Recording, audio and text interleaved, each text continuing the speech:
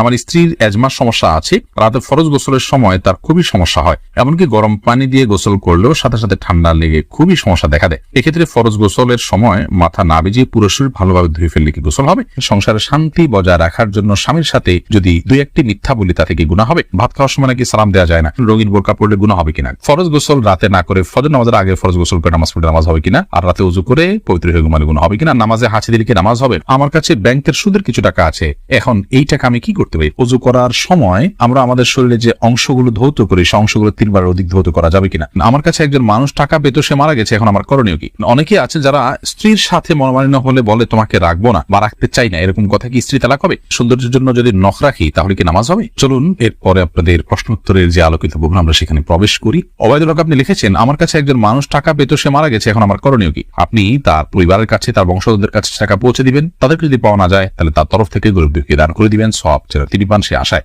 এবারে ইসহাক আপনি লিখেছেন, অনেকে আছে যারা স্ত্রীর সাথে মনোমালিন্য হলে বলে তোমাকে রাখবো না বা রাখতে চাই না, এরকম কথা কি স্ত্রী তালাক হবে? রাখতে চাই না কিংবা রাখবো না এই শব্দ বললে তালাক হবে না। তোমাকে আমি ছেড়ে দিলাম বা তুমি চলে যাও, এই জাতীয় যদি বলা হয় তাহলে সেক্ষেত্রে সেটি তালাক হওয়ার মতো শব্দ। হোসেন আপনি লিখেছেন, আমরা যারা ব্যবসা করি তারা অনেক সময় একই জিনিস ভিন্ন ভিন্ন মানুষের কাছে ভিন্ন ভিন্ন দামে বিক্রি করে দিই, কোনো সমস্যা আছে কিনা? না, এটা একান্ত আপনার ব্যাপার। তবে কারোর প্রতি অবিচার যেন না হয়, প্রতারণা যেন না হয়, মিথ্যা যেন না হয়, সেদিকে খেয়াল রাখতে হবে। এরপরের প্রশ্নটি করেছেন নওশিন আক্তার আপনি লিখেছেন, রাস্তায় কোনো টাকা পেলে কি করা উচিত? এই বিষয়ে আমাদের একটা ভিডিও আছে, স্বতন্ত্র শুনে নেবেন। যদি খুব অল্প স্বল্প হয়, সামান্য হয়, এটা আসলে কেউ খুঁজবে না, আপনি নিজে অভাবী হলে খেতে পারেন বা কোনো গরিবকে দান করে দিবেন। যদি উল্লেখযোগ্য হয়, যেটার মালিক এটাকে খুঁজে বেড়াবে মনে হয়, তাহলে এটা খুঁজে বেড়াতে হবে, বিভিন্নভাবে ঘোষণা দিতে হবে এবং দিতে দিতে দিতে দিতে যখন নিরুপায় হয়ে যাবেন এবং নিশ্চিত হবেন যে এটার মালিক আর পাওয়া যাচ্ছে না, তাহলে সেক্ষেত্রে কোনো গরিবকে আপনি দান করে দিবেন।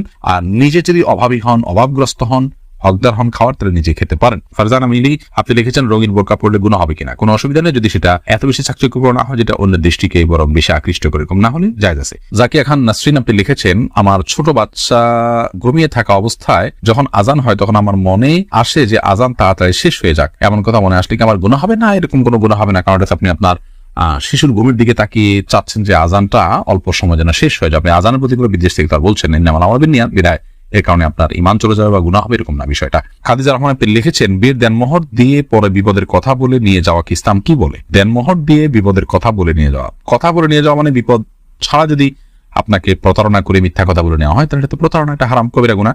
আর যদি সত্যি তার বিপদ হয়ে থাকে এবং সেক্ষেত্রে সে আপনার কাছে চায়, তো শরীয়ত আপনাকে দিতে বাধ্য করেনি। যদি আপনি না দিলে সংসারে অশান্তি হবে এবং বোঝাপড়ার গরমিল হবে এবং সমস্যা তৈরি হবে, সেই জায়গা থেকে বাধ্য আপনি দিয়েছেন, তাহলে সিন ক্রিয়েট করেছে তারা, আপনাকে একরকম পরিস্থিতির শিকার করে আপনার থেকে নিয়েছে, এরকম যদি হয় তাহলে সেটা অন্যায় কাজ তারা করেছে। এর জন্য তারা আল্লাহর কাছে জবাবদিহি করতে হবে, বান্দার হক নষ্ট করার কারণে তারা অপরাধী হবে, আপনার তো এখানে আর কোনো দায় থাকছে না।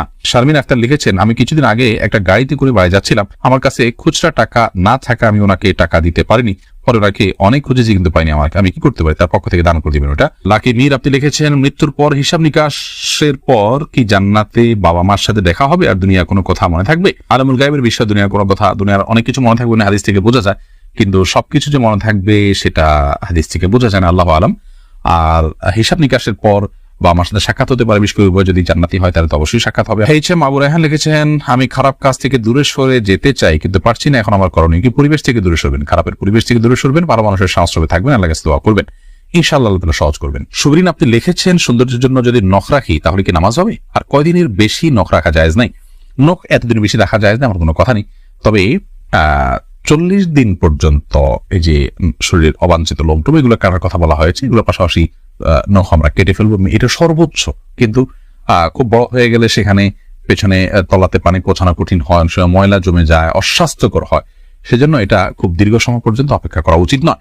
সৌন্দর্যের জন্য আপনি নখ যদি রাখেন নামাজ হয়ে যাবে, কোনো অসুবিধা নেই, আপনি উযু ঠিক মতো করলে পানি পৌঁছালে চলবে ইনশাআল্লাহ। তবে তার উপরে যদি আপনি নেল পালিশ ইত্যাদি ব্যবহার করেন সেটা আপনার উযু না হবে না তার ফলে, এবং তারপরে নামাজও হবে না।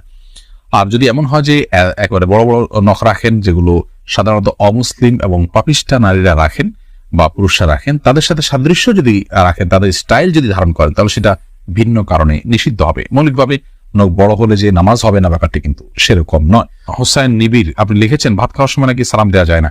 না, এটা আমাদের সমাজের প্রচলিত প্রথা, সালাম দেওয়া যেতে পারে, এতে কোনো অসুবিধা নেই। আপনি যাকে সালাম দিচ্ছেন তিনি যদি খেতে বসেন এবং আপনার লোকমা মুখে নিচ্ছেন বা এমন টাইমে আপনি সালাম দেন, তখন তিনি ক্ষতিগ্রস্ত হতে পারেন বা কষ্ট হতে পারে, এরকম সময় সালাম দিবেন না। আদারওয়াইজ খাওয়ার সময় সালাম দেওয়ার আয়াতে কোনো অসুবিধা নেই। রেহমা আক্তার লিখেছেন, নামাজে হাঁচি দিলে কি নামাজ হবে? হয়ে যাবে, কোনো অসুবিধা নেই। হাঁচি তো আর মানুষের ইচ্ছায় হয় না, নামাজ হয়ে যাবে। তারপরে সাইম ইসলাম সাইম লিখেছেন, আমি অনেক কথা বলি, কিভাবে কম কথা বলবো? কথা কম কিভাবে বলবেন?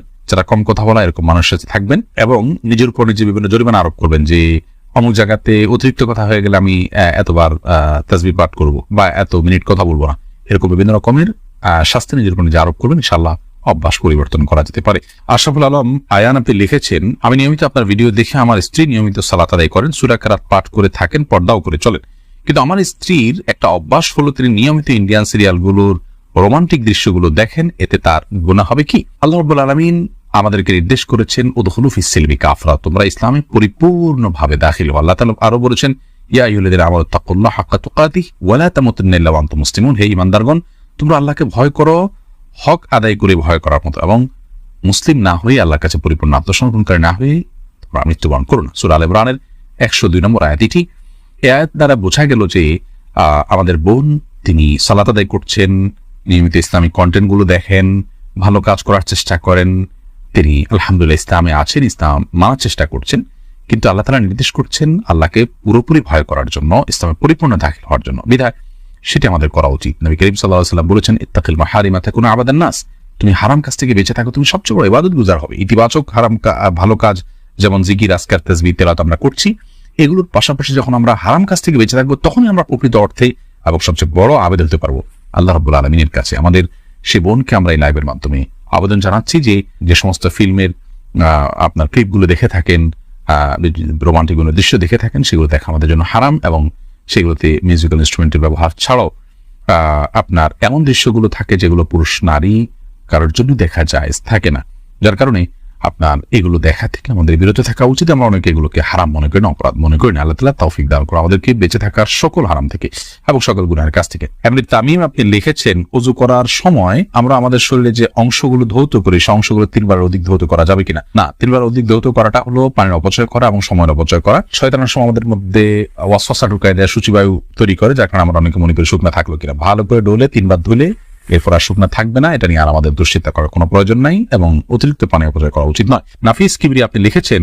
আমার কাছে ব্যাংকের সুদের কিছু টাকা আছে, এখন এই টাকা আমি কি করতে পারি? যদি সুদের টাকা চলে আসে তাহলে সেক্ষেত্রে আপনি এটা গরিব দুঃখীদেরকে দান করে দিবেন এবং সওয়াবের আশা করবেন না। সীমা আপনি লিখেছেন, সংসারে শান্তি বজায় রাখার জন্য স্বামীর সাথে যদি 2-1টি মিথ্যা বলি তা থেকে গুনাহ হবে। শান্তি বজায় রাখার জন্য যদি একটু কথাকে ঘুরিয়ে বলেন সেটা জায়েজ আছে, এবং বিশেষ করে মর্মান্না দূর করার জন্য বা দুজনের মধ্যকার ঝগড়াঝাটি কমানোর জন্য যদি এরকম আপনার একটু ঘুরিয়ে বলা হয় সেরকম কথা বলা জায়েজ আছে। মুক্তা আখতার লিখেছেন, ফরজ গোসল রাতে না করে ফজর নামাজের আগে ফরজ গোসল করে নামাজ পড়লে নামাজ হবে কিনা, আর রাতে ওযু করে পবিত্র হয়ে ঘুমালে গুনাহ হবে কিনা? না, কোনো গুনাহ হবে না, এরকম করা যেতে পারে, তবে ফজর নামাজের আগে গোসল করতে হবে।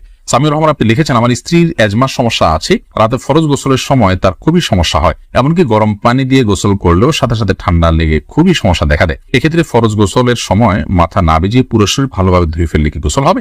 দেখুন, ফরজ গোসলে মাথা থেকে পা পর্যন্ত পুরো শরীর ধৌত করতে হয়, মাথাও ধৌত করতে হয়, চুলেও পানি পৌঁছাতে হয়, এটা ফরজ। বিধায় ফরজ গোসলের সময় মাথা না ধুলে কিন্তু ফরজ গোসল আদায় হবে না। প্রয়োজনে গরম পানি নিতে পারেন, গরম পানি ব্যবহার করার পরে চুল তাড়াতাড়ি শুকিয়ে নেওয়ার ব্যবস্থা এবং উদ্যোগ গ্রহণ করতে পারেন, তাতে আপনার সমস্যার সমাধান হলো আলহামদুলিল্লাহ। যদি তা না হয় তারপরে যেটি করতে পারেন তা হলো চুলের যে বেনি আছে বেনি না খুলে আপনার মাথায় পানি দিলে যদি চুলের গোড়াগুলোতে পানি পৌঁছে যায় এবং বেনি খোলা ছাড়া যদি তিনি 3 বার পানি দিয়ে দেন এবং পানি পৌঁছায় দেন চুলের গোড়া পর্যন্ত, তাতে তার গোসল হয়ে যাবে। এবং মুসলমান তার বিখ্যাত সে হাদিস এক্ষেত্রে আমাদের সামনে রয়েছে, নবী করিম সাল্লাল্লাহু আলাইহি ওয়াসাল্লাম অনুমোদন দিয়েছেন, এটুকু তিনি করতে পারেন। যদি এটুকু করলেও তার না হয় তাহলে সেক্ষেত্রে ফরজ গোসল যেন রাতে না হয় সেদিকটা খেয়াল করবে, যেহেতু রাতের অসুবিধা হয়। কিন্তু আমরা ঠুনকো অজুহাতেই আপনার বলবো যে না তায়াম্মুম করে ফেলবো, এটা উচিত নয়। একবারে নিরুপায় হয়ে গেছেন, ফরজ হয়ে গেছে, এখন গরম পানি করার কোনো ব্যবস্থা নাই, ঠান্ডা পানি দিয়ে করলে চরম বিপদ হতে পারে, তাহলে সেক্ষেত্রে তায়াম্মুম করতে পারেন। এটা নিরুপায় হলে তখন তার জন্য শুধুমাত্র প্রযোজ্য।